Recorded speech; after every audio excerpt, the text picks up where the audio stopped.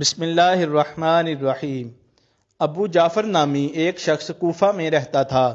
لین دین کے معاملے میں وہ ہر ایک کے ساتھ حسن سلوک سے پیش آتا تھا۔ بالخصوص اولاد علی کا کوئی فرد اس کے یہاں کچھ خریداری کرتا تو وہ جتنی بھی کم قیمت ادا کرتا قبول کر لیتا، ورنہ حضرت مولا علی شیر خدا کرم اللہ تعالی وجہہ الکریم کے نام قرض لکھ دیتا۔ گردش دوران کے باعث وہ مفلس ہو گیا۔ ایک دن وہ گھر کے دروازے پر بیٹھا تھا کہ ایک آدمی ادھر سے گزرا اور اس نے مذاق اڑاتے ہوئے کہا، تمہارے بڑے مقروض یعنی حضرت مولا علی شیر خدا کرم اللہ تعالی وجہہ الکریم نے قرضہ ادا کیا یا نہیں؟ اس کو اس طنز کا سخت صدمہ ہوا۔ رات جب سویا تو خواب میں جناب رسالت مآب صلی اللہ تعالی علیہ وسلم کی زیارت سے شرف یاب ہوا۔ حسنین کریمین رضی اللہ تعالی عنہما بھی ہمراہ تھے۔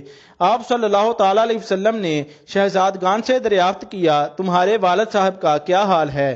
حضرت مولا علی شیر خدا کرم اللہ تعالی وجہہ الکریم نے پیچھے سے جواب دیا، یا رسول اللہ صلی اللہ علیہ وسلم، میں حاضر ہوں۔ ارشاد ہوا، کیا وجہ ہے کہ اس کا حق ادا نہیں کرتے؟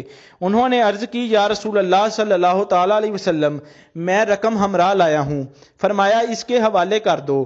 حضرت مولا علی شیر خدا کرم اللہ تعالی وجہہ الکریم نے ایک اونی تھیلی ان کے حوالے کر دی اور فرمایا، یہ تمہارا حق ہے۔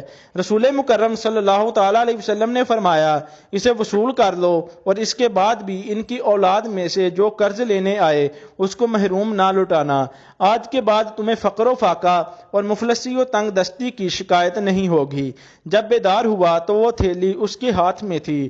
اس نے اپنی بیوی کو بلا کر کہا، یہ تو بتاؤ کہ میں سویا ہوا ہوں یا جاگ رہا ہوں؟ اس نے کہا، آپ جاگ رہے ہیں۔